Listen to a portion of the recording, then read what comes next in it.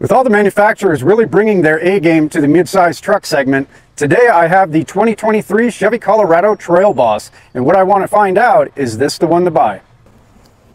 We are lucky today. We've got the 2023 Chevy Colorado Trailboss, and this is in the radiant red tint coat. Starting off, you do have good looking headlights, but they are oddly halogen, but they do have a pretty cool little Chevy logo on that. I think that that's sweet.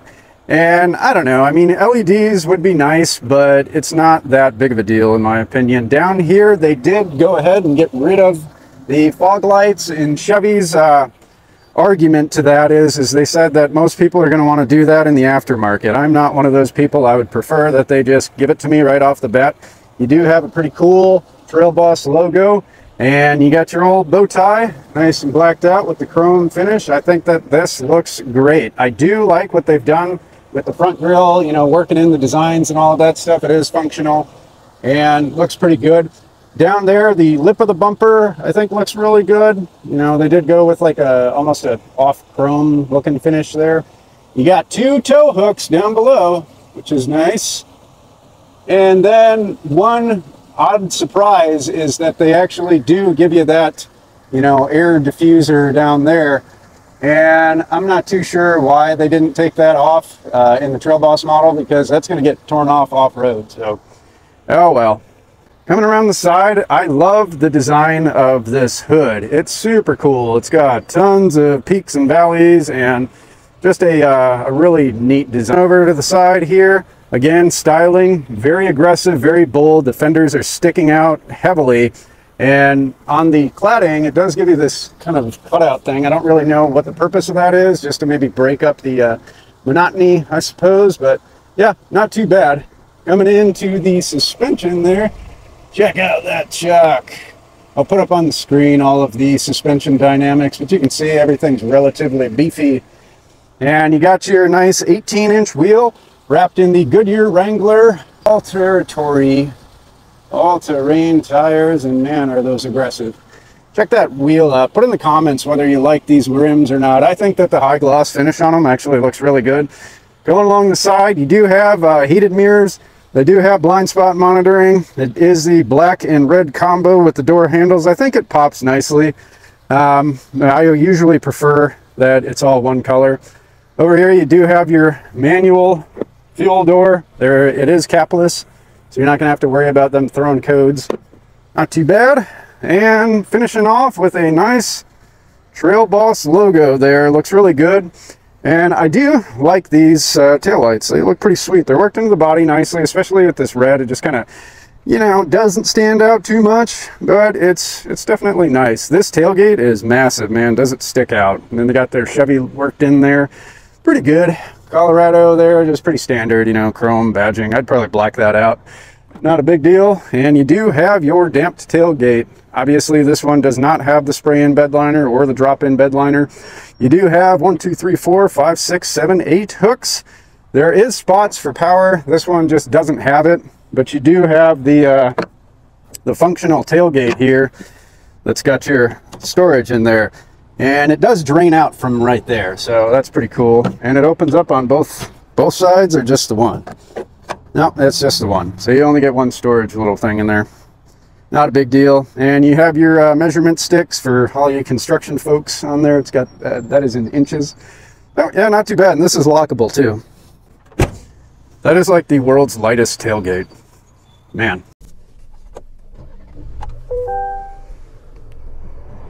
Starting off in the Chevy Colorado Trailboss. You can see we have a full digital display there. The pixelation and the clarity is really good. I think that it looks like a pretty high quality setup. You have the cruise control, which is adaptive cruise control, manual controls for all of your functions on your windshield and everything like that, the wipers. Over here, you've got all the standard hands-free calling and can control your music. This digital display is not all that interactive though. It's relatively basic. Over here we do have the adjustable headlights. You have heated mirrors with blind spot monitoring, and way down in there, I don't know if you can see that, you do have your trailer brake control, which you're going to use for all of your towing and all of that stuff. So over here you've got a massive digital infotainment, and these buttons are really high quality. The screen is very quick and responsive. It does really well. It's super clear.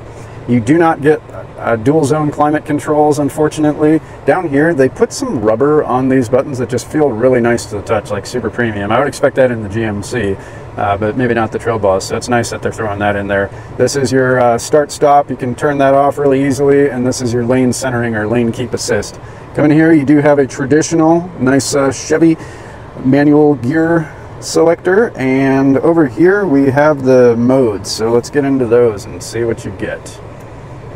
All right, we've got an off-road mode, we have a tow hauling mode, and then you have a terrain mode. I guess I don't really know the difference between the terrain and the off-road one, but for some odd reason it won't stay in terrain. So maybe I'm doing something wrong, I don't know. But over here, it's got pretty standard, you know, glove box. Can open that up, not too big, not too small, nothing to write home about. The center armrest is pretty nice. It feels good to the touch there. It wasn't beat up your elbows or anything. You do get a little tray in there, and there is plenty of room in that center console, and you do have a 12-volt power outlet, which is nice. Unfortunately, they do have the electronic parking brake. I always prefer the manual, but you pretty much can't get that anymore. And you do have the function where you can select your own gears on the side of your shift knob. Other than that, pretty nice, you know, interior. I'm relatively pleasantly surprised. Rear seat layout in the Colorado is actually really nice. You do have a 60-40 split seat. These are very comfortable, and it seems like they've stepped up their rear seat game by a lot, because they threw some AC vents back there. You got your grab handles. One thing that you don't get is a center armrest, but you do have cup holders right here, so you should be all right. We had a little bit of a technical issue, unfortunately. So like I was getting into before, with these Goodyear Wrangler Territory all-terrain tires, these are insanely aggressive. They do remind me of like the KO2s or Nitto Ridge Grapplers, and you feel a lot of activity under there. It's not the most comfortable for driving on the street, unfortunately. So I would almost prefer a little bit more street tuned tire if I were to buy this. I don't know if you get these right off the bat or if that's an upgrade, because this Tester here does have the upgraded 18-inch rims that are a nice high gloss black that you're gonna see momentarily. And yeah, I mean, overall ride quality and ergonomics in here are really good, and this cabin feels a lot more premium than what I was expecting, honestly. From everything that everybody had been saying, is the materials really cheap and the Chevy skimped out on everything. I have not found that to be the case. I think that this is a very nice interior, and anybody who buys this, and this is more of a base trim setup, you're going to be more than happy with it. The seats are really comfortable. You do have power adjustable driver's seat, manual passenger seat, which is honestly pretty standard in the industry, so I'm not surprised by that. It does have adjustable lumbar support, which is super nice. You do have your controls for if you want to program your OnStar or any safety things up there. I don't know if it does have the programmable garage door. It does not look like you do. So you have the manual rear view mirror. It is not intuitive or has the rear view camera worked into it or any of that stuff. But overall, I think that this is a really good cabin, you know, no complaints from me. And my overall impression of the driving dynamics of this rides big. You know, it feels like you are in a very large, commanding vehicle, which you want to feel that way in a truck. This feels much more like a full-size truck to me as opposed to a mid-size truck. So if you're looking for that tight, nimble package, you're probably going to want to look at something more like the Ford Maverick, or, you know, one of its competitors. Maybe the Ford Ranger, definitely, because that feels kind of small as opposed to this. Well, folks, I think that this truck is such a good package for the money that I don't know what else you would really pick, to be honest with you. The GMC is great too. So you pick either one of these trucks, they are the best that you can get in the market right now. They're better than the Frontier, they're better than the Tacoma, they're better than the Ranger. And I have a feeling that even the new Ranger and the new Tacoma is probably not going to give you as much as you get here for the price tag. So we shall see, you know, when they start putting them out and everything. But that said, you get a 2-inch factory lift, you get a really, really badass off-road suspension, you get beefy, tires right out of the gate, you get 4 driving modes. There is an amazing infotainment system in there, wireless CarPlay, Android Auto. You actually have rear AC vents, which is like pretty much the only one in the segment that does that besides the Honda Ridgeline. And that's really, really beneficial for a family or any of your passengers. I don't know why people skimp out on that.